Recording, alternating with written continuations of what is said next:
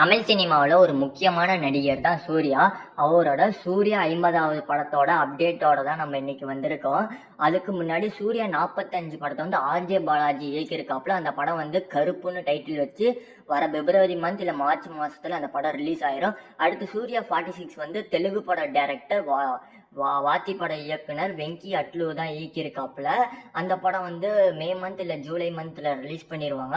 அதே வந்து சூர்யா 47 வந்து ஜித்தேஷ் மாதவன் ஒரு இயக்குனர் இயக்கியிருக்காப்புல. அந்த படம் வந்து இந்த இயர் லாஸ்ட்ல ரிலீஸ் ஆகும். இந்த வருஷம் நம்ம சூர்யா ஃபேன்ஸ்க்கு வந்து 3 படம் ரிலீஸ் ஆக போகுது. அப்புறம் சூர்யா 48 மற்றும் சூர்யா 49 அடுத்த ஆண்டு வெளியாகும். அதற்கு அடுத்த ஆண்டுல சூர்யா 50வது படம் ரிலீஸ் ஆகும். அந்த படத்துல இருந்து இப்போ ஒரு அப்டேட் கிடைச்சது. என்னன்னு பாத்துக்கிட்டா, அந்த படம் வந்து சூர்யா 50வது படம் வந்து ஒரு மிகப்பெரிய பட்ஜெட் ஓட தயாராக போகுது. அந்த படத்தோட இயக்குனர் யாருன்னு பாத்துக்கிட்டா மாரி செல்வராஜ்.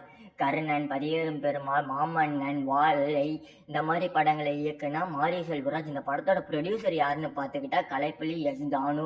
அவரு தான் இந்த படத்தை வந்து தயாரிக்க போறாரு. வாடிவாசலான்னு கேட்காதீங்க, வெற்றிமாறன் வாடிவாசல் படம் எப்போ ரெடி ஆகும்னு தெரியல. ஏன்னா வெற்றிமாறன் வந்து அரசன் படத்தோட ஷூட்டிங்ல இருக்காரு. ஃபர்ஸ்ட் ஷெட்யூல் தான் முடிஞ்சிருக்கு, செகண்ட் ஷெட்யூல் இன்னும் இருக்குது.